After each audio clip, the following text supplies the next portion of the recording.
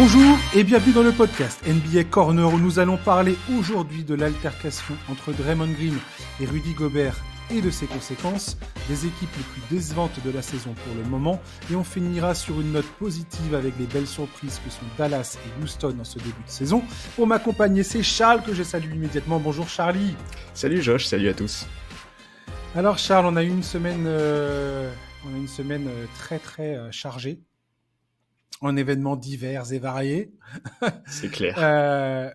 J'annonce tout de suite, je voulais parler des Bucks en détail, j'avais annoncé ça la semaine dernière, ça ne sera pas forcément le cas parce que notamment Draymond Green est arrivé dans l'actualité pas plus tard qu'il y a deux jours là. Et la semaine dernière, c'est très drôle parce que je me posais la question justement de savoir où étaient les Warriors au sein de la conférence Ouest, avec un bilan de 7 victoires et 2 défaites au moment où j'étais en train de parler de ça avec Théophile Omesser de Basket Session. J'étais plutôt enthousiaste, lui aussi d'ailleurs. Et puis là, tout s'est écroulé. Vive les conclusions hâtives. On est encore en plein dans cette période de l'année. L'équipe des Warriors vient d'enchaîner 4 défaites consécutives, dont 2 face à Minnesota. Stephen Curry, sans qui rien ne paraît fonctionner à Golden State, est à l'infirmerie. Klay Thompson et Andrew Wiggins ne sont pour le moment que l'ombre d'eux-mêmes, incapables de régler la mire. Chris Paul affiche lui aussi une adresse en berne. Kuminga peine à confirmer quelques espoirs. Je me souviens que tu m'en avais parlé de ses performances en pré-saison. Et là, on voit qu'il est quand même dans le dur dès l'entame de la vraie saison, de la saison régulière. Les rotations de Steve Kerr sont parfois étonnantes, voire difficiles à comprendre. Coucou Corey Joseph. Petite lueur d'espoir, le rookie Brandin Podziemski a réussi à se révéler en profitant de l'opportunité née du chaos qui règne actuellement. Et on va revenir sur la dernière défaite face aux Wolves, justement, où Draymond Green s'est jeté sur Rudy Gobert pour le saisir à la gorge, prétextant, je pense, que le pivot français qui essayait lui de séparer Jalen McDaniels et Klay Thompson s'en prenait à son coéquipier. La prise à la gorge a duré longtemps. Draymond a été éjecté. La NBA vient d'annoncer sa suspension pour 5 matchs. Rudy Gobert, comme Klay Thompson et Jalen McDaniels, ont reçu une amende de $25,000. Rudy Gobert a déjà annoncé qu'il contestera cette amende. Personnellement, j'ai toujours compris que Draymond Green avait une certaine rage en lui, et c'est ce qui fait de lui un défenseur All-NBA et qui lui a permis de devenir le joueur qu'il est au sein de la dynastie des Warriors.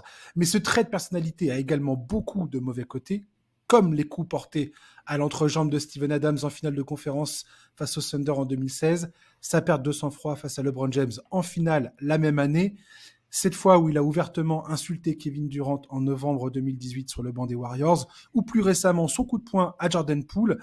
Green agace également en contestant quasiment systématiquement toutes les décisions du corps arbitral, se permettant des propos qui ne passeraient pour aucun autre joueur, ou du moins c'est ce que je pense. On lui laisse quand même beaucoup de marge de manœuvre, je trouve. Charles, quel est ton sentiment sur toute cette histoire ?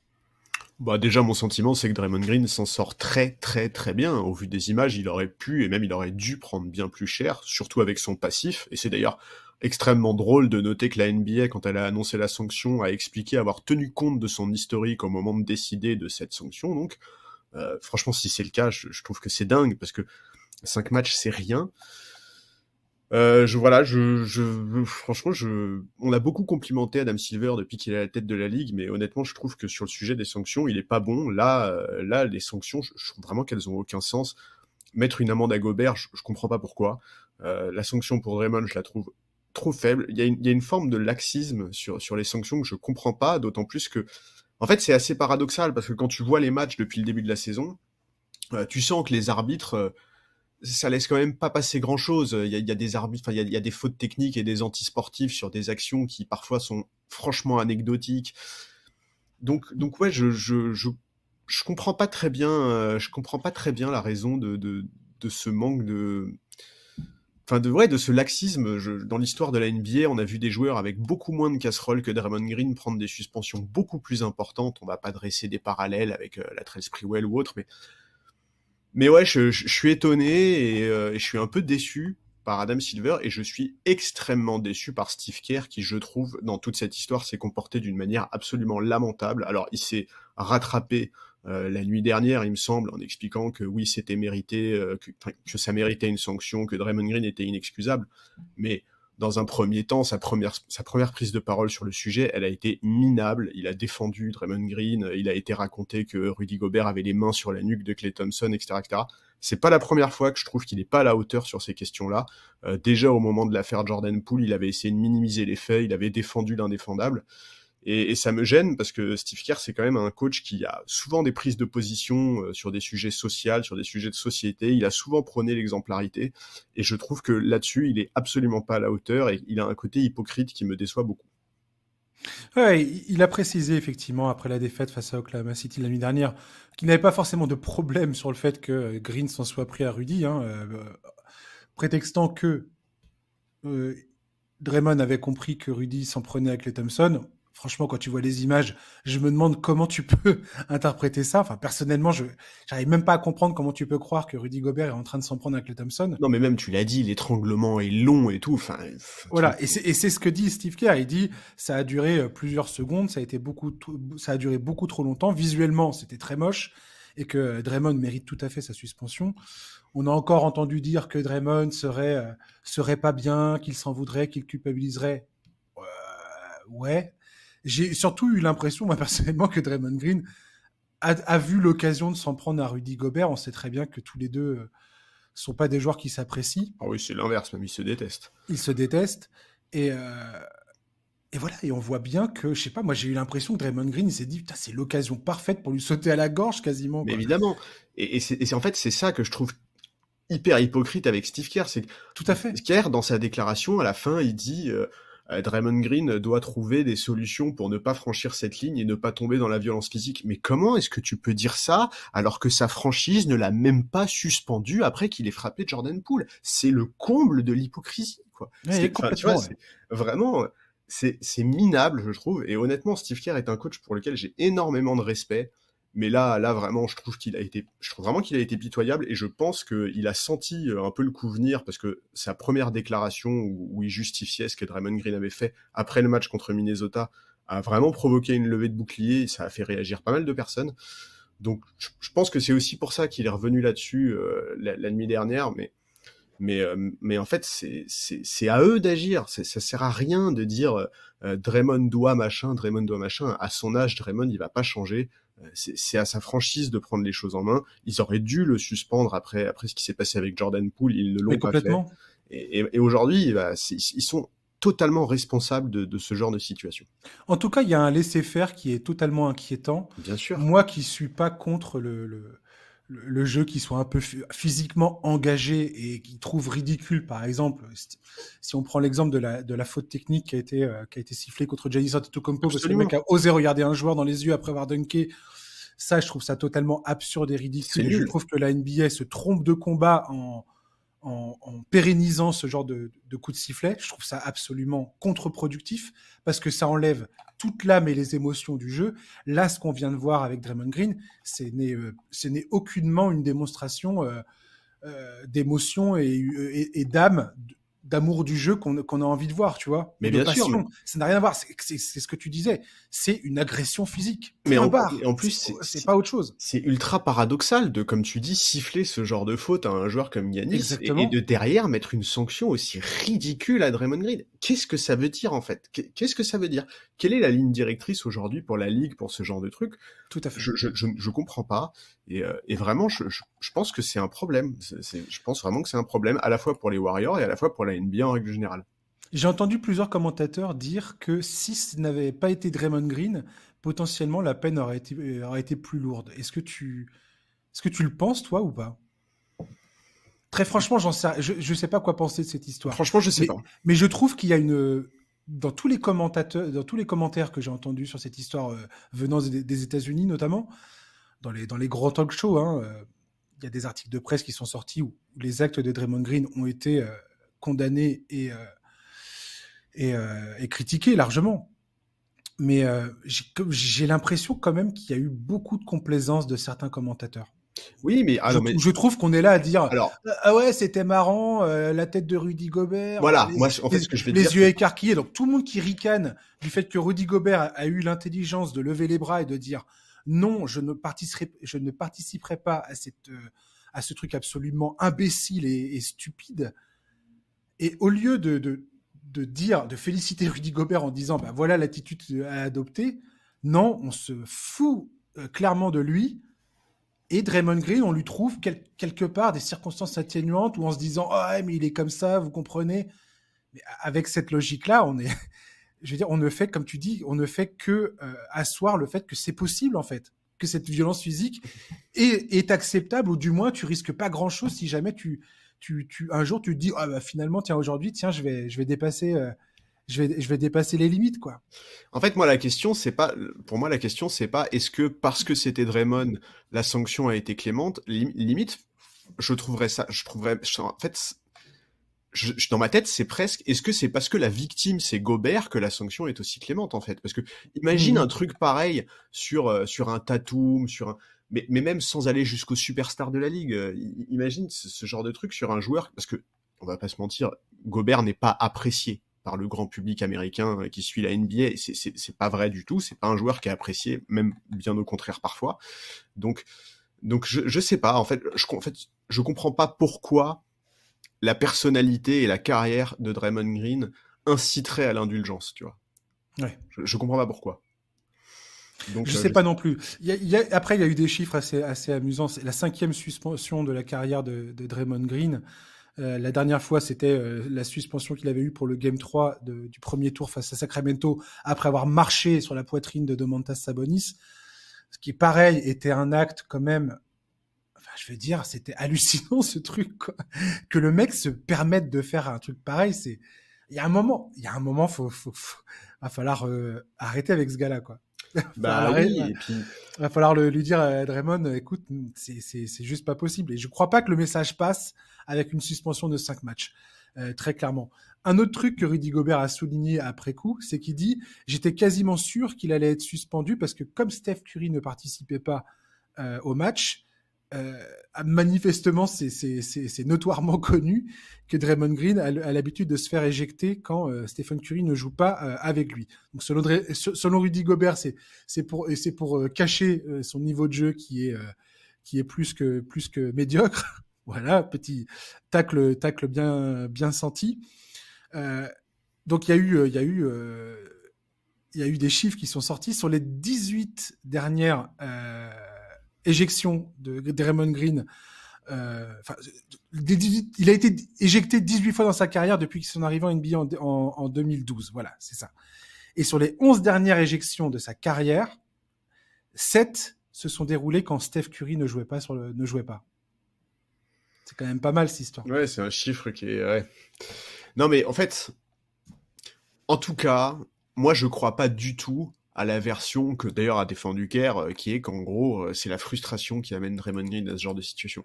Le match, il avait commencé depuis même pas 2 minutes. Mais oui, mais on s'en fout de sa frustration. Non mais déjà, on s'en fout. Mais en fait, non mais si tu vois, on en a vu des joueurs qui, au fil d'un match, montaient de plus en plus dans les tours et finissaient par péter les plombs. On peut pas invoquer cette excuse-là pour Draymond Green. Le match venait de commencer. Il y a pas d'accumulation de frustration ou quoi. Tout à fait. C'est vraiment cette action est minable, et la réaction de la ligue est, je trouve, minable, et la réaction de Steve Kerr est encore plus minable. C'est vraiment la compète, quoi. Ouais, et Rudy Gobert, je tiens à le dire ici, moi je le félicite aujourd'hui d'avoir eu cette attitude. C'est ce qu'il a dit, hein. J'avais conscience que mes coéquipiers avaient besoin de moi dans ce match, et in fine, il a eu la victoire avec les Wolves. Ça fait 2 fois consécutivement qu'ils battent les Warriors. On peut être sûr à l'heure d'aujourd'hui que les prochains matchs entre les Warriors et les Wolves, si jamais il y a une rencontre en play-off entre ces deux équipes-là, mais ça va sentir le sang, quoi. Ouais, ça va sentir le sang. Le premier match, la première défaite, quelques jours auparavant, il y avait Anthony Edwards et Draymond Green qui n'arrêtaient pas de s'invectiver pendant le match, où Anthony Edwards a fini par dire à Draymond Green, mais mec, plus personne n'en a rien à faire de ce que tu racontes, tu comptes plus. Et Draymond Green qui était encore une fois très, très véhément, enfin je veux dire, c'était assez étonnant. Je trouve qu'Anthony Edwards d'ailleurs a répondu du haut de ses 22 ans ou 21 ans, a répondu plutôt intelligemment sur le terrain. Mais ouais, ça, je sais pas. Il faudrait regarder quand est-ce qu'ils jouent ensemble la prochaine fois, quand est-ce qu'ils jouent l'un contre l'autre la prochaine fois, mais ça va ça va valoir ça va valoir le détour, je pense. Ouais, et enfin, en fait, si tu veux, le truc, c'est que, tu vois, si demain il y a une série de playoffs entre ces deux équipes-là, ben moi, je suis inquiet pour Draymond Green. Enfin, je suis pas inquiet pour Draymond Green parce que s'il se fait exclure à Ah, chaque oui. match, tant pis pour lui, je m'en fous, tu vois. Mais c'est Hmm. clair que sur ce qu'on a vu, sur l'historique récent et sur ce qu'on a vu là, bah, celui qui est le plus à même de péter les plombs, c'est Draymond Green, c'est pas Rudy Gobert, quoi. Ouais, complètement, ouais. Eh ben, écoute, j'ai l'impression que ça rejouera pas d'ici là, Minnesota. Bah écoute, hein. Que je C'est bien, ça regarde. va lui laisser le temps de se calmer. Ouais, en tout cas, franchement, une petite série de playoffs, je serais pas contre. Ah si, ça joue, ah tiens, le 25 mars. Je me doutais bien qu'ils avaient plus que 2 matchs dans la saison. Le 25 mars, donc de l'eau aura coulé sous les ponts d'ici là. Mais je doute pas une seconde que personne n'aura oublié ce qui s'est passé. C'est sûr. J'en suis persuadé. Bref. Euh, un petit mot sur les Warriors, peut-être. Moi, voilà, comme je disais tout à l'heure, j'ai adoré, en revanche, malgré ce départ de match complètement chaotique et ridicule, Brandin Podziemski, 23 points, 7 rebonds, 5 passes, une vraie révélation. Steve Kerr qui a assuré que désormais il était partie intégrante de la rotation des Warriors. C'était le micro rayon de soleil dans ce chaos. Ouais, j'avoue que je suis pas très convaincu par ce qu'on voit des Warriors depuis le début de la saison. Je trouve que ils sont vraiment très très très dépendants de Steph Curry offensivement. Et il faut pas que ça dure toute la saison comme ça parce qu'on sait qu'il est fragile physiquement. Là, il est déjà absent, même si c'est a priori pas quelque chose de très grave. Mais ouais, il faut absolument que Klay Thompson et Andrew Wiggins notamment produisent bien bien mieux. Il faut que Kuminga monte en puissance. Il y a du boulot. Ouais, il y a encore le temps, mais il y a effectivement énormément de travail à faire. Ouais. On va parler des déceptions de ce début de saison. Je te laisse commencer, Charlie. Ta première déception. Bah forcément, on en attendait tellement que les Bucks, les Bucks sont forcément un peu une déception sur ce début de saison. Ça joue mal, ça défend mal. Collectivement, on sent pas un groupe avec avec assez de repères communs pour trouver une forme d'alchimie. Alors, il y a déjà beaucoup de critiques qui s'abattent sur Adrian Griffin. C'est probablement trop tôt pour dire qu'il est menacé. Par contre, personne ne peut nier le fait que ce qui se passe en ce moment du côté de Milwaukee est très décevant. C'est quand on se rappelle de l'équipe défensive que c'était ces dernières saisons, bah c'est dingue de les voir aujourd'hui. Alors oui, effectivement, ils ont perdu beaucoup de matériel dans ce domaine-là. Griffin a moins de choix, moins de possibilités. Ni Lillard, ni Beasley, ni Payne ne sont de bons défenseurs. Middleton, on le sait, c'est un peu l'ombre de lui-même. Il a du mal à remonter la pente sur le plan physique. Donc voilà, cette équipe, elle est en chantier, c'est clair et net. Elle doit se trouver une nouvelle identité, mais c'est pas quelque chose qui se fait du jour au lendemain. Il va falloir trouver d'autres solutions. Moi, j'avoue que le backcourt Lillard-Bisley, par exemple, je suis pas très fan. Hein. On a vu récemment que Bisley, ça pouvait être très compliqué. C'est un joueur qui peut poser problème dans la rotation, notamment en playoff. La question, en fait, que je me pose vraiment, moi, c'est de savoir si le projet de jeu d'Adrian Griffin, aujourd'hui, il suscite l'adhésion des joueurs. On a entendu Bobby Portis, faire une interview récemment dans laquelle il explique que les difficultés actuelles sont aussi à cause des nouveautés voulues par le coaching staff, que c'est pas facile d'assimiler les nouveautés, qu'ils renoncent un peu à l'identité, à leur identité des saisons précédentes et donc à ce qui a fait leur force à ce moment-là. Donc ouais, c'est beaucoup de l'interprétation évidemment cette interview, mais c'est vrai que ça m'étonnerait pas qu'on commence assez vite à avoir des rumeurs sur un possible changement sur le banc, même si je pense que ça n'arrivera pas tout de suite aussi parce que Giannis avait validé l'arrivée d'Adrian Griffin. Mais bon, il faut pas trop tarder quand même à trouver des solutions. C'est important. Cette équipe, il y avait vraiment des énormes attentes dessus. Il y a eu la situation avec Terry Stotts avant la reprise. On rappelle que Terry Stotts était censé être le premier adjoint d'Adrian Griffin et celui en charge du jeu offensif, et que ça s'est mal passé entre les deux, qu'il a démissionné avant même le début de la saison. Bref, il y a des circonstances atténuantes, mais on attend quand même mieux, beaucoup beaucoup mieux de cette équipe, quoi. Ouais, j'avais promis aux auditeurs de faire une analyse plus en détail de Milwaukee cette semaine. Et finalement, on est encore trop tôt dans la saison. Il n'y a pas assez d'éléments. Giannis Antetokounmpo et Damian Lillard ont été in and out du line-up depuis le début, depuis l'entame. Donc, c'est un peu compliqué aujourd'hui d'analyser un peu ce qui se passe. C'est un nouveau coach. On savait très bien que ça allait pas être simple pour Adrian Griffin. Effectivement, je pense que le départ de Terry Stotts, il y aurait beaucoup plus de pression sur Adrian Griffin aujourd'hui si Terry Stotts était encore sur le banc. Clairement. Oui, mais il y aurait aussi peut-être enfin, il y aurait peut-être plus de variété, tu vois. Il y aurait peut-être plus de solutions offensives, quoi. Pour l'instant, c'est quand même très compliqué de juger cette équipe, étant donné, comme je viens de le dire, que les deux joueurs majeurs n'ont que peu joué ensemble. Là, Jake Roder est blessé. Oui. Il va pas être de retour tout de suite dans cette affaire. Ça va pas arranger les résultats du club. C'est sûr. Maintenant, faut voir.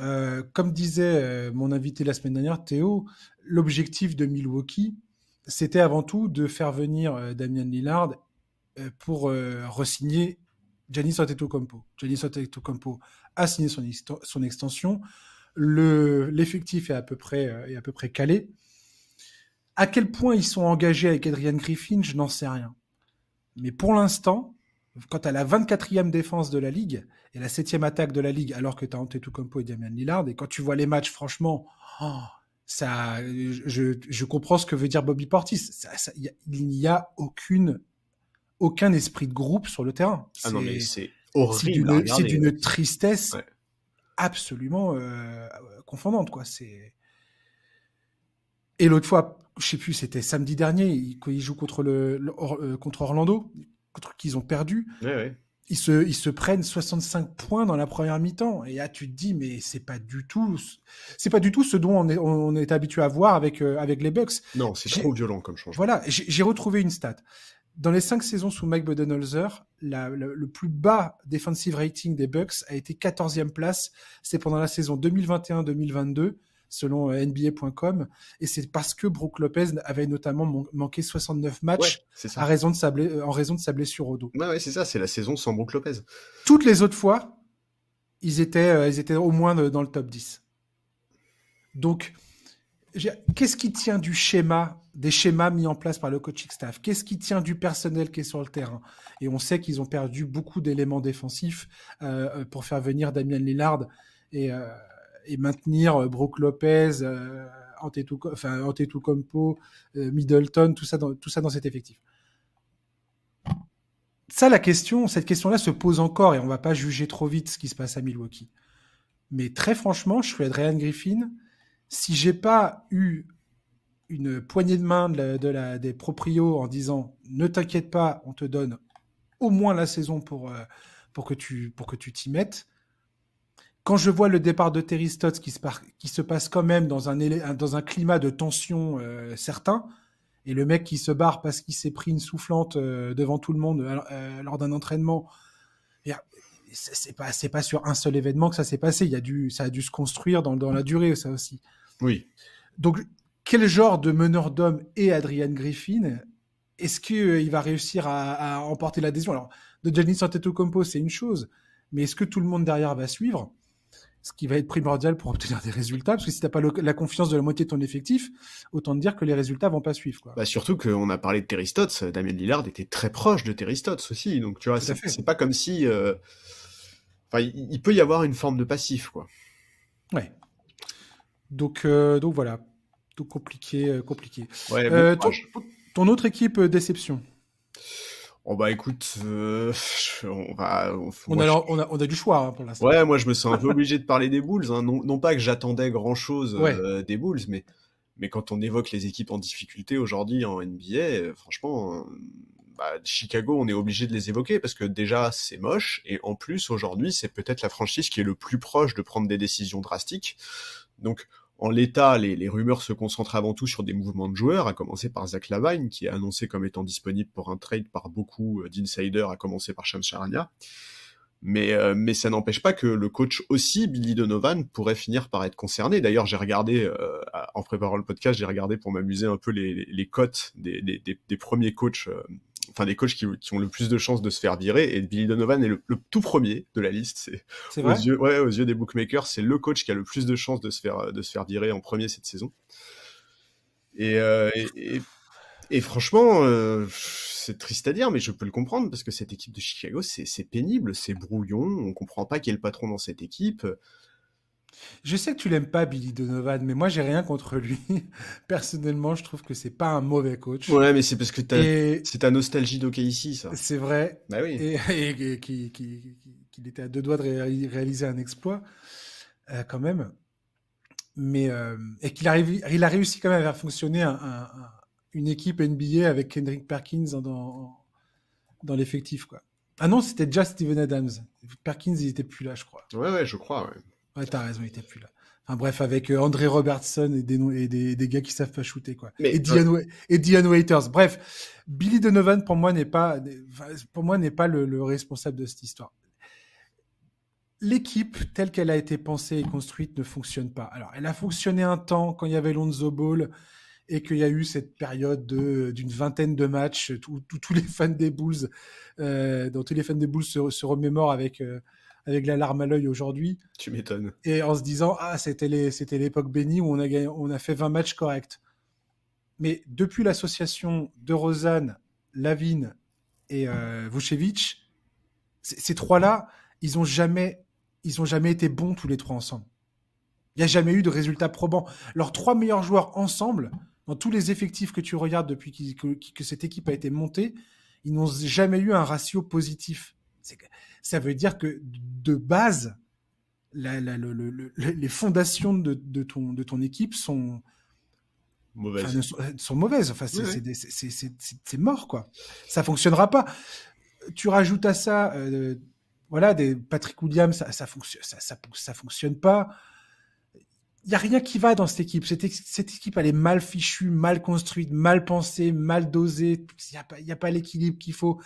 Il faut tout péter à Chicago. Et ça fait un moment que ça aurait dû se passer, quoi. Ouais, je suis d'accord. Mais si tu pètes tout à Chicago demain, tu confies la reconstruction à Billy Donovan?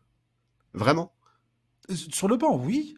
Moi, le plus gros tracas que j'ai, c'est est-ce que j'ai le front office qui est compétent pour rebâtir le truc, quoi. Alors, je suis d'accord, le front office est une donnée énorme, mais pardon, mais quand tu vois le matériel qu'a cette équipe, quand tu vois les joueurs qu'il y a dans cette équipe, je suis désolé, aujourd'hui, les Bulls, ils sont dans le même panier que des équipes comme San Antonio ou Portland, alors que... C'est pas mon premier problème, Donovan, dirons-nous. C'est pas mon premier problème, mais pour moi, ça fait partie du problème. Vraiment, la carrière NBA de Donovan, c'est, mis à part cette première saison avec OKC dont tu parlais tout à l'heure, je suis toujours frustré par le jeu développé par ces équipes.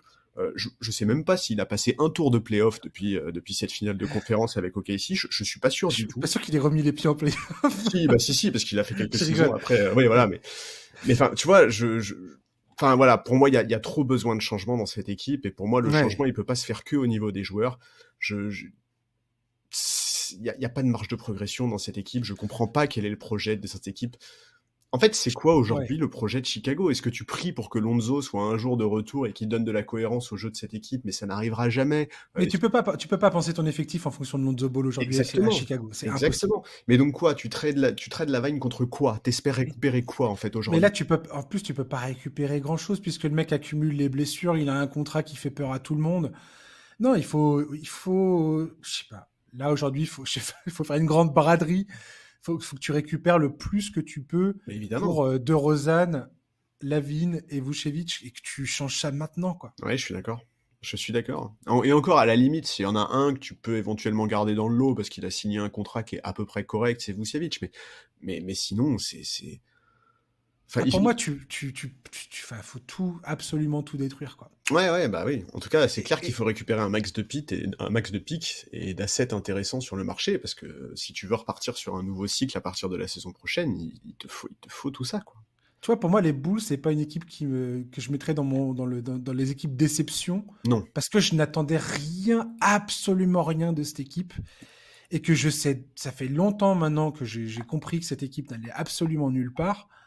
Avec l'effectif comme il est bâti, comme il est construit, avec ces trois joueurs-là qui sont les trois mecs qui captent le plus de masse salariale dans ton équipe. Ça veut dire que tu peux que construire autour d'eux, et encore sur la marge de la marge, c'est injouable. Tu gardes Caruso, Patrick Williams, je sais pas, je pense pas que j'ai cru en ce mec-là tellement longtemps, mais je pense que, je sais pas. Bah, franchement, Je sais pas s'il y a quelque chose à tirer de ce gars-là finalement. Si tu fais un reset et que tu arrives à garder Caruso, c'est du grand art, hein, parce que Caruso, c'est un profil qui va être demandé sur le marché, très très demandé.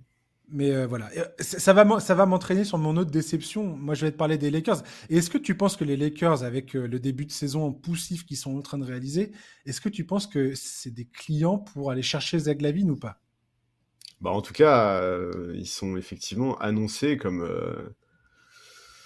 des candidats. Maintenant, de toute façon, ça sera pas avant un moment, parce qu'il me semble qu'il y a plusieurs joueurs qui feraient partie de la contrepartie qu'ils ne peuvent pas bouger avant la mi-décembre. Mais oui, en fait, on sait très bien qu'aujourd'hui, du côté des Lakers, Rob Pelinka, il est en train un peu de voir quelles sont les possibilités. Le premier nom sur lequel ils ont été annoncés, bah, c'est Caruso, justement. Et on comprend pourquoi, il ferait beaucoup de bien dans cette équipe, et c'est un profil en plus que les Lakers connaissent très bien, puisqu'ils l'ont déjà eu. Écoute... En tout cas, je crois plus au fait de voir les Lakers faire un trade qu'au fait de voir les Lakers bouger Darvin Ham, parce qu'on sait que plusieurs fans, enfin il y a eu à plusieurs occasions ces dernières semaines, des fans des Lakers ont réclamé la tête du coach. Mais oui, on se pose forcément des questions sur le niveau de jeu collectif de cette équipe, sur les minutes de LeBron qui étaient censées être ménagées cette saison en régulière. Ça a duré un match. Ça a duré un match. Ouais. Il y a eu un match des Lakers où ces minutes ont été c'est dingue, hein. ont été comptées, et après c'était la porte ouverte. Ouais. Absolue, quoi. Mais oui, effectivement, les Lakers regardent leurs possibilités. Ils sont cités sur le dossier Caruso, sur le dossier LaVine, sur le dossier DeRozan. Bon, on va voir. On va voir. J'exclus pas effectivement qu'ils bougent. J'ai du mal à les imaginer sur Zach LaVine, parce que je pense que, bah, vu son contrat, ça va impliquer beaucoup, enfin, de restreindre beaucoup les rotations. Moi, je suis pas très fan de Darvin Ham. Hein. C'est pas une surprise, mais je pense là, qu'il faut leur laisser. Il essaye des trucs. Il a mis Cam Reddish dans le 5 à la place d'Austin Reeves. Ce qui a plutôt donné des résultats inattendus et qui concordent avec les espoirs de voir cette équipe se sortir de l'espèce de marasme dans lequel ils se trouvent. En fait, les Lakers sont une équipe de milieu de tableau et rien de plus aujourd'hui pour l'instant. Ils ont joué 12 matchs, ils sont à 6-6. Donc ça va, tu vois, faut bien se calmer et comprendre qu'il y a encore du temps. Oui, et puis Vanderbilt est toujours pas là. Hein. Voilà. Et lui, il est important. Et tout à fait.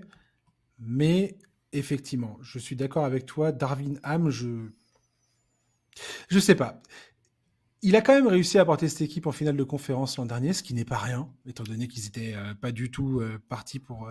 Ils sortaient du play-in, les Lakers. Ouais. Donc, fallait le faire quand même, ce parcours. Mais j'ai l'impression qu'il y a encore trop de problèmes d'effectifs. Et l'intersaison, on avait beaucoup parlé de l'intersaison des Lakers en disant « Ah, c'est incroyable !» Taurean Prince, Christian Wood, Gabe Vincent, tout ça, c'est sympa, Jackson Hayes.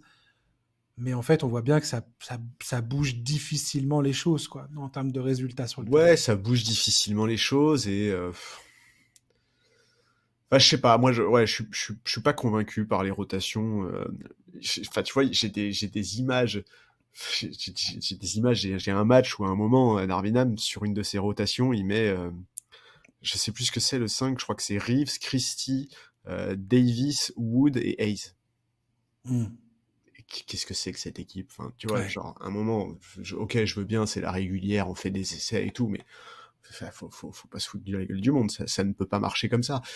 Donc voilà, j'attends de voir quand l'effectif sera au complet, que Vanderbilt sera revenu. J'avoue, j'espère un peu, s'il y a une possibilité de faire revenir Alex Caruso, bah j'espère que ça arrivera, parce que c'est un joueur que j'apprécie beaucoup et dont le profil pourrait être utile.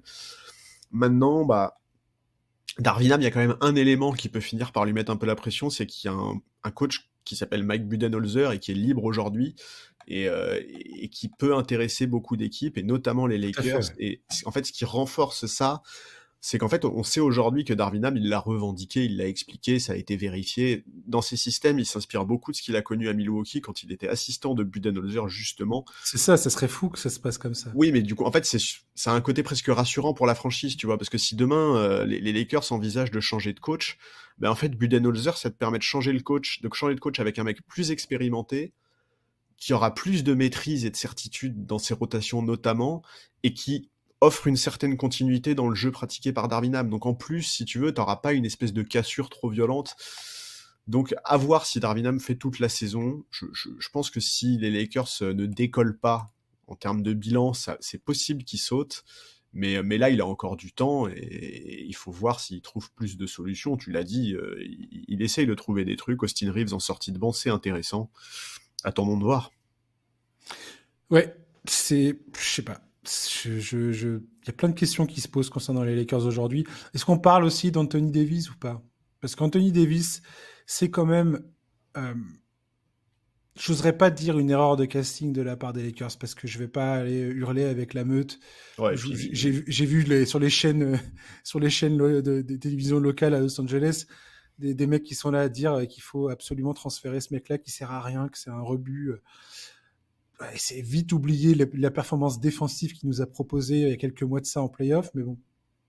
Cependant, je pense que le plan des Lakers et de LeBron James à l'époque où ils font le transfert d'Anthony Davis, c'est de se dire, ce gars-là va être le franchise player, va être un joueur incontournable au sommet de la ligue en termes d'impact sur les victoires. Et force est de constater qu'aujourd'hui, ce n'est pas ce joueur-là. Ça ne sera jamais ce joueur-là. Non, mais Charlie, c'est quand même pas rien de dire ça, je trouve. Ouais, mais... Anthony Davis, pendant très longtemps, il a été monté comme un joueur. Il devrait être ce que Nikola Jokic est aujourd'hui à Denver, quasiment, quoi, ou Joel Embiid aux Sixers, ou. Oui, mais à la fin de la saison, il a 31 ans, en fait, tu vois. Donc, dire il ne sera jamais ce joueur-là, c'est pas un truc qu'on va baser sur 2 ou 3 saisons, en fait. Tu vois, aujourd'hui, Anthony Davis, on le connaît vraiment bien. Tu vois, il va pas radicalement changer, il va pas avoir l'illumination, se transformer en franchise player. Mais c'est ça le problème pour moi des Lakers, aussi au-delà du fait que... Aujourd'hui, LeBron James, le mec, il a 48 ans, il est encore plus efficace qu'Anthony Davis, quoi. Ouais. Et c'est quand même pas normal. Je pense que c'était pas le plan, tu vois. Ah non, ça c'est sûr que c'était pas le plan. Et quand tu vois la qualité du jeu de LeBron James à son âge, avec ses Lakers, avec l'effectif autour de lui, je pense qu'il espérait qu'Anthony Davis montre un autre visage, en fait. Ah mais certainement, mais de toute façon, il l'avait très clairement dit, comme tu l'as dit toi-même, LeBron aussi était sur ce refrain-là de dire c'est la suite en fait, Anthony Davis, quoi. Quand moi je prendrai du recul, c'est lui qui deviendra le leader, le patron de cette équipe. Aujourd'hui, je suis désolé, Anthony Davis n'a pas les épaules pour être le patron d'une équipe. On parle pas trop de ses épaules, il va se blesser. Voilà, attention, déjà là, hein, c'est un peu chaud sa situation physique. D'ailleurs, il a déjà loupé un match, hein, alors qu'il avait quand même expliqué que cette saison, il allait pas en louper un seul. Si on voit le verre à moitié plein, l'an dernier, ils ont commencé sur les 12 premiers matchs. Là, ils sont à 6-6. L'an dernier, ils étaient à 2-10. Ouais, d'accord, non mais ça, bon... non mais je suis désolé, mais bon, à ce compte-là, toutes les équipes font un bon début de saison. Je te taquine, chat. Je suis méchant avec toi. Ouais, c'est mesquin, c'est horrible. Je suis trop méchant. Non, parce qu'à ce compte-là, même les Bulls font un bon début de saison, tu vois. Genre... C'est sûr.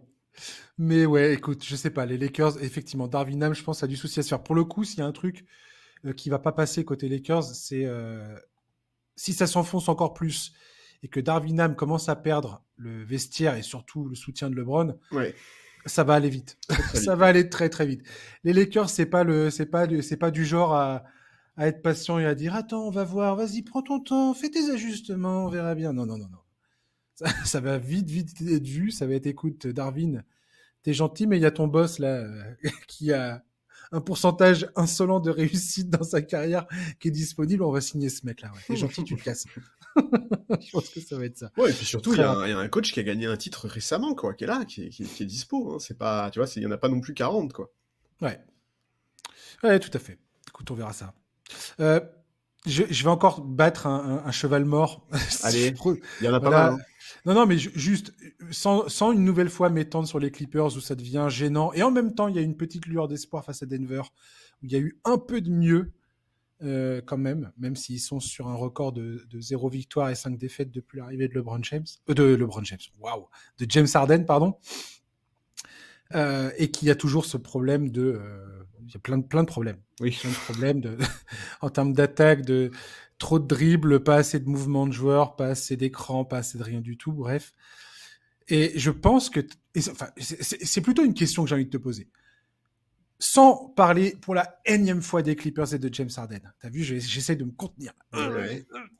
Mais juste vite fait, est-ce que tu penses que Tyronn Lue peut être le premier à payer les pots cassés dans cette histoire ou pas? Eh ben moi alors ça c'est très bien parce que moi aussi j'avais une question à te poser. Alors déjà oui je pense effectivement parce qu'en fait bouger Tyronn Lue ce serait la solution de facilité. Moi la question que je voudrais te poser après avoir entendu un peu Tyronn Lue cette semaine dans les médias. Ouais. Et notamment dans Bleacher Report où il explique que c'est le défi le plus compliqué c'est là. Est-ce que tu penses que Tyronn Lue a validé le trade de Harden? Non.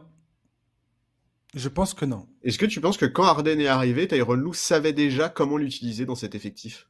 Non. Mais tu penses pas que le front office a du sang sur les mains là? Ah mais je pense que, je sais pas, c'est pareil, c'est trop compliqué de savoir comment ça s'est passé. C'est comme les Sixers, il y a quand même des grosses indications qui disent que Josh Harris, le proprio, a clairement dit à Daryl Morey, écoute, tu vires James Harden maintenant à la seconde et tu t'arrêtes de tourner autour du pot là. Votre bagarre de regard là, on s'en fiche et on passe à autre chose. Et Dieu sait qu'il a bien fait. Oui. Quand tu vois les Sixers aujourd'hui, t'as l'impression que cet effectif revit sur le terrain. C'est clair. Je suis désolé de le dire comme ça, mais c'est le jour et la nuit. Oh, et puis c'est chouette à regarder, hein, les Sixers aujourd'hui. Ah bah oui, complètement. Et les Clippers, manifestement, c'est comment il s'appelle le proprio. Oh, j'ai oublié son nom, tiens. Il m'est sorti de la tête. Le gars de Microsoft. Ballmer, pardon. Voilà, Steve Ballmer, qui aurait totalement fait le gros coup de pression pour dire je veux James Harden. Et ça m'étonne pas du tout de lui. Oui, mais donc c'est évident que celui qui va payer les pots cassés, c'est Tyronn Lue. Je veux dire, c'est pas Ballmer qui va dire ah bah j'ai fauté les gars, je me casse, tu vois. Donc, je pense que non, déjà il va pas faire ça. Puis Ballmer, il est complètement omnibulé par l'ouverture de la nouvelle salle des Clippers qui va ouvrir la saison prochaine. Donc le gars, s'il peut y avoir un maximum de stars dans son effectif et avoir du clinquant à présenter à tout le monde, c'en est que mieux. Mais en termes de basket, ça n'a aucun sens. Cette équipe n'a aucun sens, clairement. Non. Tous les chiffres montrent que le nombre de passes par match baisse, que le nombre de distances parcourues sur le terrain par les joueurs, donc ça veut dire le mouvement des joueurs sur le terrain, a baissé au point d'être aujourd'hui dernier de toute la ligue depuis l'arrivée d'Harden. Pareil pour les passes par match, hein, dernier de toute la ligue. Les dribbles, à chaque fois qu'un joueur touche le ballon, aujourd'hui c'est la seconde équipe en dribble par touche de balle, alors qu'avant ils étaient 9e. Je veux dire, tu regardes un match des Clippers, c'est Paul George qui a la balle, qui fait ses dribbles, et les 4 autres qui sont autour et qui le regardent jouer. Ouais. Et je fais la passe, et ça va être à un autre de faire ça. L'autre fois, dans le match face à Denver, j'ai vu Kawhi Leonard, et je pense que ce n'est que le début, j'ai vu des points de frustration chez Kawhi Leonard. Être capable de percevoir des émotions chez Kawhi Leonard, ça veut dire que le gars, à l'intérieur, ça doit être un volcan, quoi. Non, mais tu te rends compte qu'on parle d'un type qui a découvert à la NBA et appris en gros le basket de très haut niveau dans le collectif incroyable des Spurs du début des années 2010 et qu'aujourd'hui, ce mec-là, son backcourt, c'est Westbrook Harden. Ah bah alors je vais pas du tout plaindre Kawhi Leonard. Non, mais il s'agit pas de plaindre Kawhi Leonard, mais je comprends, tu vois. Le gars, il a chouiné pour partir de San Antonio, il s'est barré de Toronto alors qu'il a gagné le titre. Non, mais justement, tu vois. Exemplaire autour de lui. Mais justement, quelque part, il a choisi lui-même son cimetière. Donc voilà, exactement. Quelque part, c'est une leçon qui est hallucinante. Écoute, moi, franchement, l'interview les déclarations de Tyronn Lue à Bleacher Report, elles me font, je les trouve hallucinantes. Vraiment, je les trouve hallucinantes parce que comment tu peux dire le plus important, c'est que ces gars-là comprennent qu'ils doivent se sacrifier pour les autres. Mais je veux dire, c'est tellement évident. Enfin, tu vois, genre, si après Ça fait quoi? Ça fait 6 matchs qu'il est là, Harden. Si après 6 matchs, les ça, gars, ouais. ils ont toujours pas compris. En fait, à l'instant même où le trade est annoncé, les mecs, ils devraient le savoir. C'est tellement évident. Enfin, tu vois, c'est comme s'ils disaient, il faut comprendre que pour gagner des matchs, il faut scorer. Non, sérieux, genre, incroyable. Et... Non, mais j'ai envie de te dire, si James Harden n'a pas compris ça après tant d'années de carrière, qu'est-ce que tu veux faire? Enfin, Oui, mais Harden, on sait qu'il a pas compris ça. Enfin, je veux dire, il veut. Mais voilà, mais le tu système, tu ramènes un mec qui va à l'encontre de cette histoire, en fait. C'est terrible.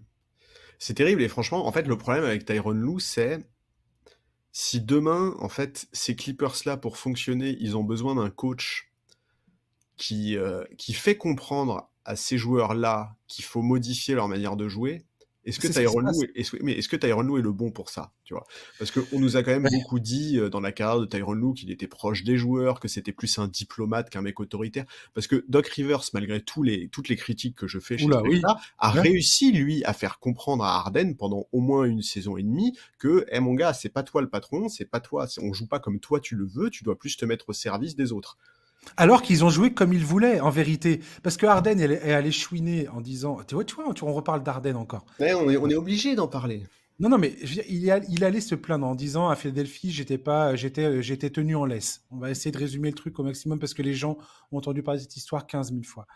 Mais j'étais tenu en laisse, ainsi de suite. Doc Rivers, l'autre fois, était invité de Bill Simmons dans son podcast et il explique bien que ce que Joel Embiid avait déjà expliqué, c'est archi faux. En fait, quand tu as un joueur comme James Harden dans ton équipe, et si tu veux profiter de ses qualités, tu es obligé de lui donner la balle. Oui. Tu es obligé de faire en sorte qu'il ait comment dire, la commande c'est lui qui dirige le navire, quoi. Oui, d'accord, mais en attendant, à Philadelphie, il a eu son taux d'usage le plus faible depuis sa saison, enfin depuis ses premières saisons à NBA à OKC. Mais parce que c'était aberrant ce qu'il faisait à Houston. Mais je suis d'accord. Mais non, mais je te dis pas que c'était pas aberrant. Mais par contre, ce que je te dis, c'est que du coup, il y avait quand même une forme d'évolution dans son jeu à ce moment-là, si tu veux, tu vois. Et est-ce que Tyronn Lue aujourd'hui, il est capable de faire la même chose? Je sais pas. En tout cas, ce qui est clair, c'est bon courage à lui. Comment j'aimerais pas être à sa place. Vraiment, je n'aimerais pas du tout. Et je trouve que c'est un peu triste parce que franchement, Tyronn Lue, quoi qu'on pense de lui, il a plutôt fait du bon boulot ces dernières saisons, malgré des star players très souvent blessés. Si effectivement, comme on le pense, il n'a absolument pas validé ce trade et qu'il se retrouve avec un effectif dont il ne veut pas et dont il doit se dépatouiller, bon courage à lui. Hein. Mais c'est surtout que ça va créer énormément de frustration. Et c'est les frustrations que je ne comprends pas comment ça va être gérable, en fait. Et c'est ça. Et encore une fois, je dis et je le répète, je ne peux pas croire qu'une équipe sans role-player fonctionne. Et aujourd'hui, c'est pas possible. Il y a pas de joueurs qui font le sale boulot dans cette équipe et c'est un problème. Il y a personne pour aller faire des box-out, pour aller prendre le rebond, pour aller défendre comme un chien à 200% de son énergie sur le meilleur joueur d'en face. Il y a Westbrook aime pousser la balle, Harden aime ralentir le jeu à l'extrême. Tu vois bien que le nombre de possessions de balles de Kawhi Leonard, ça va pas du tout, alors que c'est clairement le meilleur joueur de cette équipe. Même Paul George était d'accord avec cette histoire, et Paul George et Kawhi avaient réussi à trouver leur équilibre au sein de leur effectif. Je regardais tout à l'heure les meilleurs line-up de la NBA cette saison, et le meilleur line-up des Clippers cette saison, attends, je vais te le retrouver, mais c'était avec Covington sur le terrain. Oui. Voilà, oui, c'est Westbrook, James Harden. Non, c'est pas ça, pas ça du tout. Voilà, c'est ça. Westbrook, Paul George, Kawhi Leonard, Robert Covington et Zubac. Ouais. Ils ont un net rating à plus 38. Ils ont joué que 51 minutes ensemble. C'est un micro-échantillon. On en est là, hein. On est à une dizaine de matchs joués cette saison. Mais voilà. Et autre truc, c'est que ce soit une équipe comme les Clippers ou les Bucks, il y a une chose dont on ne parle pas souvent, c'est l'âge. Et Damian Lillard, il a 33 ans. Brook Lopez, il a 36 ou un truc comme ça. Chris Middleton, il a passé la trentaine aussi. Et vu son historique de blessures... Ouais, il en fait plus. Il en a plus physiquement. C'est quand même assez compliqué de gagner. En fait, l'historique des équipes avec des joueurs qui ont dépassé, qui ont cet âge-là, et ça vaut pour les Clippers, qui est une des équipes les plus vieilles de la ligue. Les chiffres sont pas bons. Les chiffres sont pas bons du tout. Et les fois où ça a fonctionné, c'est souvent des équipes où tu avais quand même des automatismes et un vécu partagé. Là, t'as pas du tout ça. Donc, ça me semble compliqué quand même, quoi. Ouais, je suis d'accord. Et Tyronn Lue, ça m'étonnerait pas qu'il finisse par tomber rien que pour dire t'es pas foutu de faire coexister ces stars-là, tu nous sers à rien, salut, bye bye, quoi. Eh ben, s'il saute, j'espère qu'il nous fera une belle interview dans laquelle il nous dira cette équipe-là est vouée à l'échec, j'en ai jamais voulu, et vraiment, le front office est scandaleux, quoi. J'admire la retenue de Doug Rivers concernant James Harden. Il dit des choses je conseille à tout le monde qui est anglophone d'écouter le podcast avec Bill Simmons, parce qu'il donne des très bonnes, c'est déjà un très bon analyste, Doug Rivers, pour le coup, même si certains pensent que c'est pas un bon coach, n'est-ce pas, Charlie? Mais c'est très intéressant ce qu'il raconte sur James Harden. Et pour le coup, c'est un coach qui a travaillé avec James Harden pendant un certain temps, quoi. Ouais, alors, sur Doc Rivers, je tiens à préciser, effectivement, je pense que c'est un coach qui a vraiment des grosses limites. Par contre, je pense que c'est un mec qui est passionnant à écouter quand il parle de basket. Incroyable. Ah ouais, il est passionnant. Ouais. Donc voilà. Allez, on va parler des trucs positifs. C'est parti, on termine en beauté. Et j'aimerais d'abord parler de Houston, qui, après avoir entamé leur saison avec 3 défaites consécutives, les Rockets viennent d'enchaîner 6 victoires de suite, dont 2 succès face aux Kings, une victoire face aux Lakers et une autre face aux Nuggets. L'arrivée d'Ime Udoka, aussi controversée qu'elle puisse être aux yeux de certains, a totalement modifié le visage de l'équipe. Ils sont 6e en net rating de la NBA, 4e meilleure défense, 12e attaque au moment où je vous parle. Houston s'impose comme une des belles surprises du début de saison. Le général manager Raphaël Stone a enchaîné les bonnes décisions à l'intersaison en faisant venir Fred VanVleet de Toronto, qui a apporté son expérience de champion et sa défense. Idem pour Jeff Green, qui apporte sa présence bénéfique sur le banc, et dans l'encadrement des jeunes talents, on voit bien son influence sur des mecs comme Jabari Smith, Tari Eason ou Jalen Green, dont la carrière semble enfin être sur de bons rails, parce que franchement, Jalen Green l'an dernier à Houston, c'était insupportable. Je détestais cette équipe de Houston. Entre lui et Porter, c'était trop pour moi. T'avais l'impression que c'était des gars sur NBA 2K qui étaient en train de faire des ISO permanentes et de prendre des shoots casse-croûte à longueur de temps. C'était insupportable. Coup de pouce du destin, les Rockets ont échoué de peu pour signer Brook Lopez à l'intersaison, et James Harden aussi. Ça, ils l'ont pas voulu, surtout. Non, c'est Udoka qui a dit non. Ouais. Un raté qui s'est révélé être une bénédiction pour cette équipe, car cela a permis à Alperen Şengün, leur pivot turc, de poursuivre sa progression, et le jeune homme de 21 ans pourrait rapidement s'imposer comme le franchise player de cette équipe, si ce n'est pas déjà le cas. Ouais. Charlie, Alperen Şengün s'affiche en ce moment 7e de la ligue en box plus minus. C'est quoi le box plus minus? C'est une statistique avancée qui permet de mesurer l'impact à la fois offensif et défensif d'un joueur. C'est-à-dire que plus le chiffre est élevé, plus le joueur, plus l'impact du joueur offensivement et défensivement est important. Des fois, l'attaque peut compenser la défense qui peut être négative, par exemple. Mais si ton attaque est absolument extraordinaire, eh ben ça compense. Voilà. En haut de la pyramide, c'est qui qu'on retrouve? C'est Nikola Jokic qui a 14,3, le meilleur box plus minus de l'histoire. Si jamais il finit comme ça la saison, et c'est lui qui a déjà le meilleur box plus minus de l'histoire avec 13,72 pour la saison 2021-2022. Ça, c'était mon petit clin d'œil à Nico. Bisous Nico.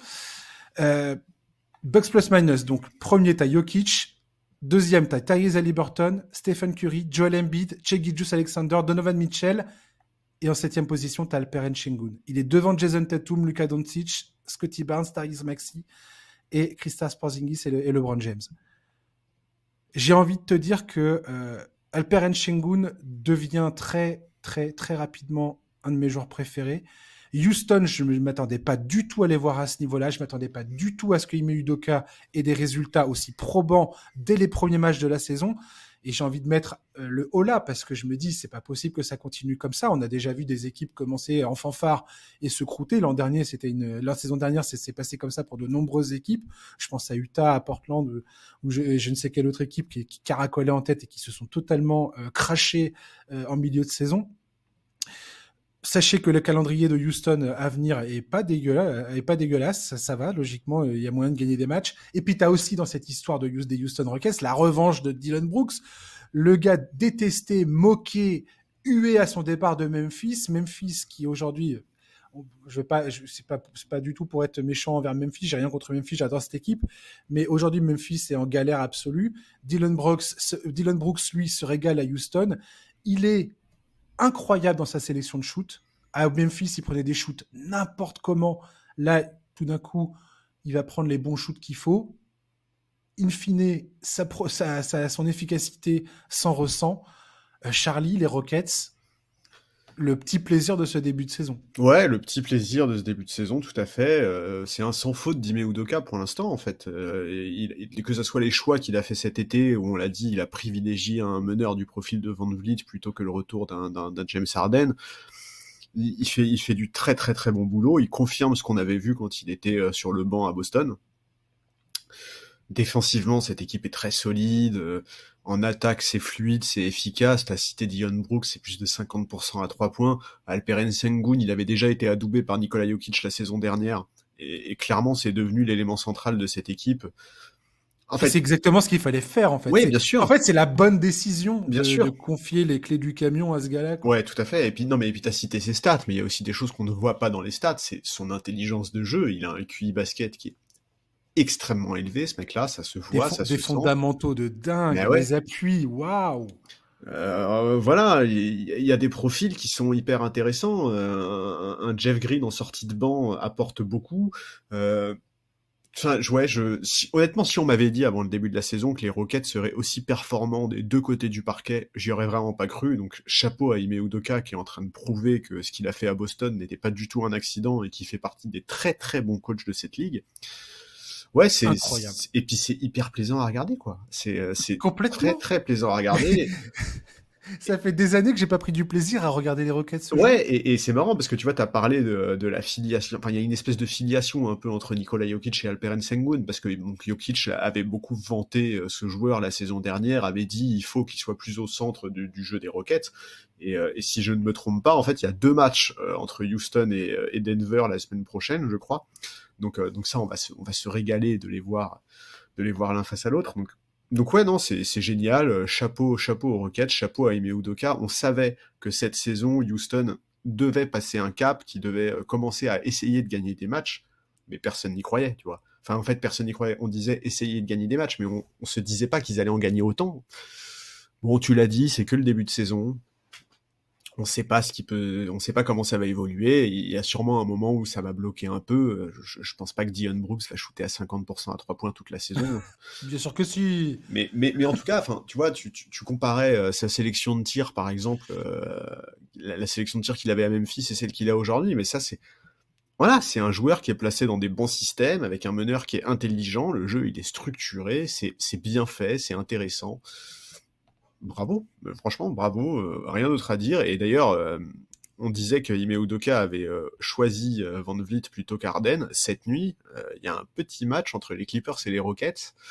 J'ai hâte de voir ce que ça va donner. Demain matin, je me réveille et je regarde ça. C'est le premier match que je regarde demain matin. Ouais, moi aussi, ouais. Je veux voir si Harden nous fait un ego game, tu vois, ou si Houston montre que, genre, en fait, aujourd'hui, il n'y a pas photo entre les deux équipes, quoi. Et puis il y a des tellement bons éléments dans cette équipe. Jason Tate, Tarizon, mais la folie de ce mec-là au rebond offensif, il est absolument irrésistible. C'est absolument génial. Aaron Holiday, Ime Udoka lui a trouvé un rôle. Jabari Smith Jr. enfin voit la lumière du jour, enfin reprend vie sur le terrain. Ouais, ça c'est cool. Maintenant qu'il a pu à subir les prises de shoot totalement stupides de Porter et Jalen Green. Et je suis le front office des Rockets ou le proprio des Rockets, je vais serrer la main à Ime Udoka et à Raphaël Stone, là, que le mec qui a géré les recrutements et bâti cette équipe. Je lui serre la main en lui disant mais merci d'avoir sauvé ce gars-là. Parce que Jalen Green, franchement, très sincèrement, je ne l'aimais pas du tout. Oui, je sais, ouais. Tu l'avais déjà dit, je crois, dans le podcast l'année dernière. Ouais. Pas du tout ma cam. La façon dont il jouait l'an dernier, je peux pas supporter ce genre de jeu. Et il y a un moment, faut reconnaître quand un joueur change pour le meilleur. Et je suis agréablement surpris de voir Jalen Green qui accepte de faire ce qu'on lui demande, qui le fait très bien. Tu sens que c'est un gamin qui a du talent de fou entre les mains et dans les jambes. Et je suis ravi pour lui et j'espère vraiment qu'il va avoir une magnifique carrière à Houston avec Şengün et je ne sais pas qui va s'imposer autour de lui, comment ils vont construire cette équipe autour de qui et qui va rester au final dans cet effectif. Mais franchement, je suis content pour lui parce que je pense que ça vient de lui, on lui a peut-être sauvé la mise quelque part. Ouais, et puis tu l'as dit, il y a aussi il y a des jeunes dans cette équipe, et il y a notamment Amen Thompson qu'on n'a pas vu là depuis quelques matchs, Ouais, et lui mais aussi ça l'a forcément, cheville, et lui aussi forcément, on a envie de voir ce que ça peut donner sous la férule d'un Ime Udoka qui est impressionnant, hein, franchement. Franchement, si j'étais fan de Boston, j'aurais quelques petits regrets quand même, hein. Enfin, tu vois, il y aurait un espèce de petit what if qui tournerait dans ma tête là sur qu'est-ce que ça aurait donné la saison dernière avec Ime Udoka sur le banc, quoi. Ouais, complètement, ouais. Enfin, en tout cas, voilà. Vraiment, un de mes coups de cœur de ce début de saison, c'est les Rockets, quoi. Bah, je pense qu'il y a beaucoup de gens qui ne regardent pas cette équipe parce que faut dire ce qui est, l'année dernière et avant c'était un peu pénible. Ah, mais j'y suis allé à reculons. Puis quand Ouais. je les ai vus perdre les 3 premiers matchs, Charlie, mais je me suis dit, ok, vas-y, Mais du coup, ça va être pas possible encore cette équipe. franchement, Pas du tout. n'hésitez pas à regarder les matchs des Rockets parce que c'est cool, quoi. Ça joue bien, ça gagne. Très, très Il y a cool. de la nouveauté, il y a vraiment des joueurs intelligents, intéressants. Enfin, c'est un plaisir à regarder. Et on va terminer le podcast en parlant des Dallas Mavericks. Alors, j'ai eu tout faux, hein, Charlie, sur les sur les Mavericks. Clairement. Attends. À part le fait d'avoir dit que Doncic entamait la saison dans une forme optimale après une intersaison studieuse, clairement, j'avais pas du tout vu cette équipe comme ça. Il y a aussi voilà, le fait que je sois un peu dégoûté de Kyrie Irving après tout ce qui s'est passé euh, à Brooklyn, clairement. Ça a largement participé à influencer mon jugement les concernant. Alors, le calendrier était plutôt favorable. Oh que oui. Voilà, il faut quand même bien le souligner, c'est très important. Et ça va se corser très rapidement et on va voir un peu plus de quoi cette équipe, enfin ce qu'elle a dans le ventre, quoi. Ouais, c'est ça. Mais il y a quand même 2-3 trucs qui sont importants. D'une part, elle est d'une adresse insolente sur le terrain. Ils sont 3e en true shooting, en pourcentage true shooting. Ils jouent à un rythme effréné. Ils ont le quatrième rythme le plus élevé de jeu. Et par-dessus le marché, ils sont en 2e place en nombre de possessions de toute la NBA. Ils perdent pas beaucoup de ballons. Ils sont 3e de la ligue en pourcentage de ballons perdus, ce qui est assez génial en fait. Ça veut dire que ils arrivent à jouer vite, efficacement, sans perdre la balle. Et ce rythme de jeu, beaucoup plus élevé, c'est ça le grand changement en fait. Parce que ce que je me suis dit, mais qu'est-ce qui a à ce point changé par rapport à la saison passée pour que cette équipe semble transfigurée sur le terrain? Et en fait, la saison passée, ils étaient 28e de la NBA en pace, en rythme. L'année d'avant, ils étaient 30e. Et en fait, ils ont complètement modifié leur façon de jouer. Ça tient aussi au personnel. Très bon recrutement d'Eric Jones Jr., Grant Williams.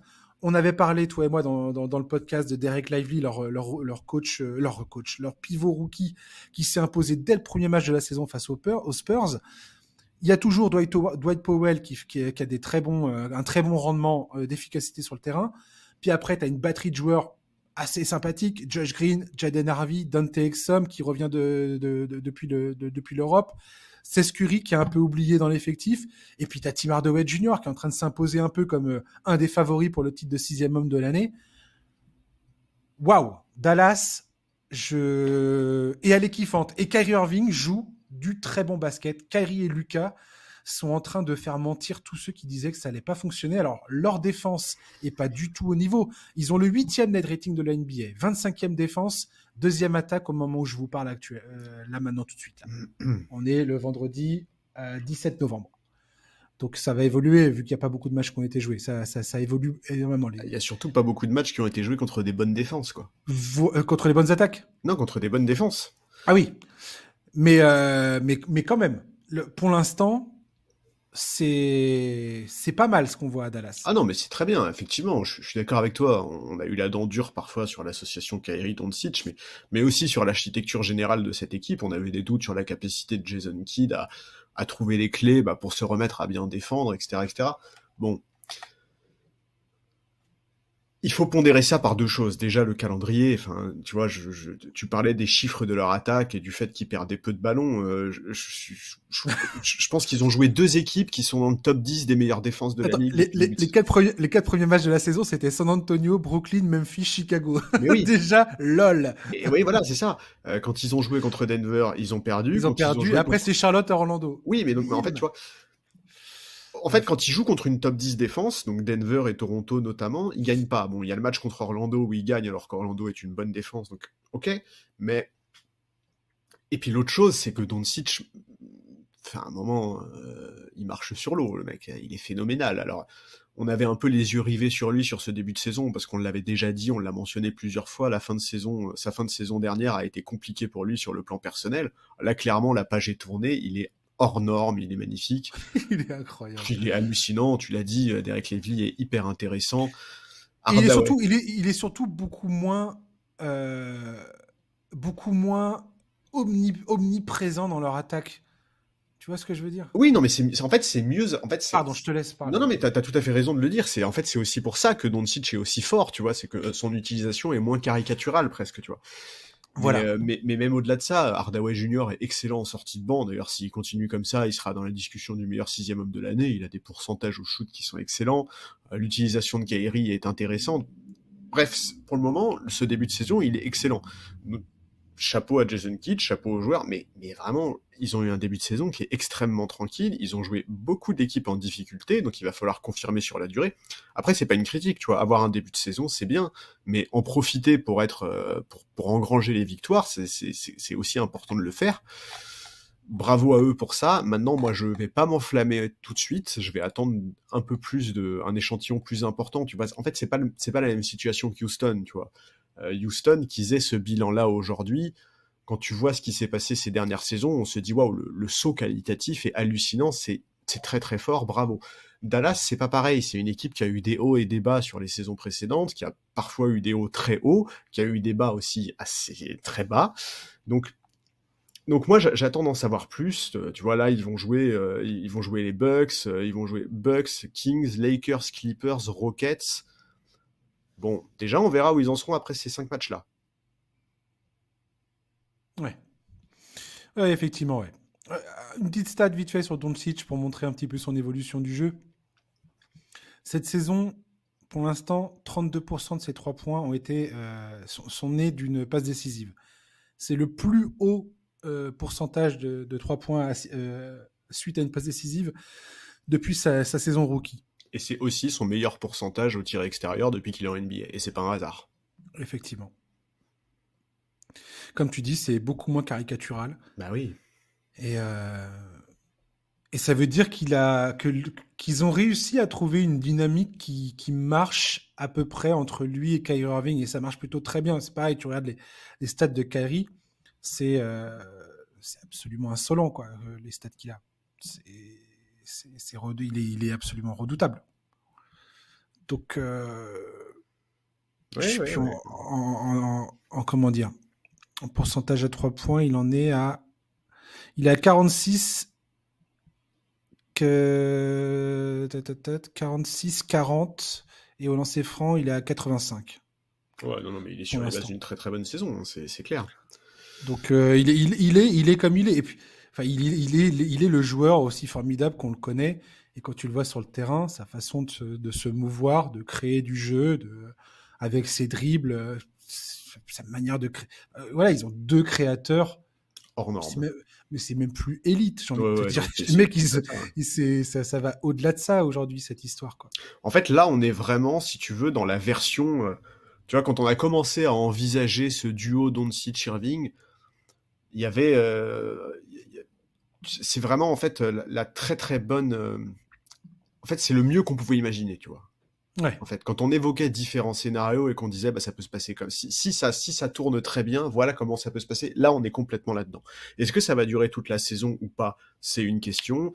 comment ils vont s'en sortir face à des défenses plus solides, comment ils vont s'en sortir quand Luka Doncic va un peu moins marcher sur l'eau. Attention, hein, je m'attends pas du tout à ce qu'il tourne à 15 points par match pendant quelques mois, c'est pas ça, mais là il est à un niveau qui est tellement hors norme, qui est tellement incroyable. Je veux dire, aujourd'hui, il y a qui en NBA qui est meilleur que Luka Doncic?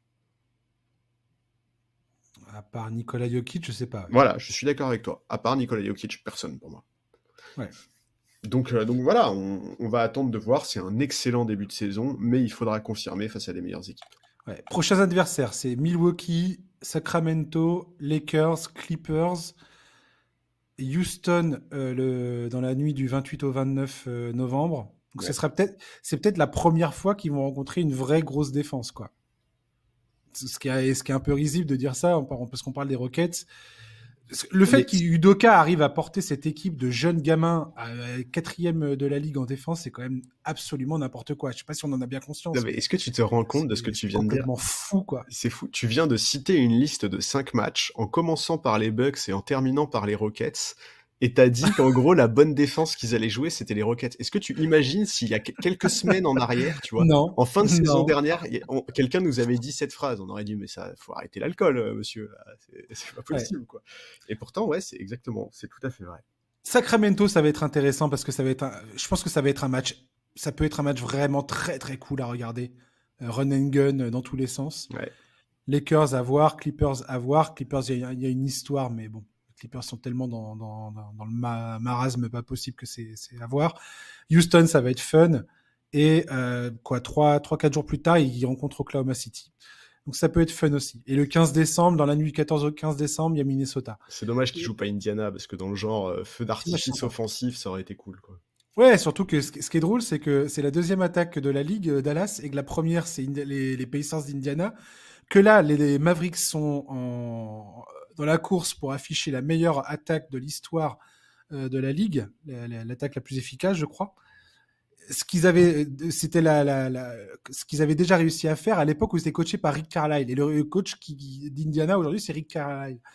Donc c'est assez marrant, cette espèce de chassé-croisé. Ouais.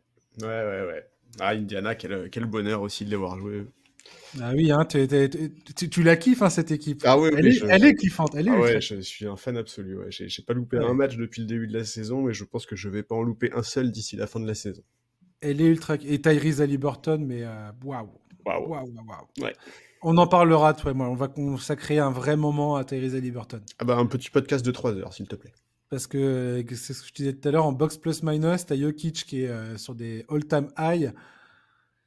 Et derrière, t'as Tyrese Haliburton qui est devant Stephen Curry et Joel Embiid quand même. Je sais pas si on se rend compte de ce que ça veut dire, mais c'est quand même. Je sais pas si on se rend compte du niveau de playmaking de ce mec-là en ce moment. On disait que Doncic marchait sur l'eau. Haliburton, on est vraiment pas loin du tout. Mais ce qui m'impressionne le plus, c'est surtout l'impact sur la victoire en fait. Ouais. Parce que des joueurs qui savent faire du playmaking, tout ça, on en voit plein, mais ça se traduit pas forcément en termes de résultats collectifs. Et Tyrese, il impacte vraiment les résultats de son équipe, quoi. Tout à fait.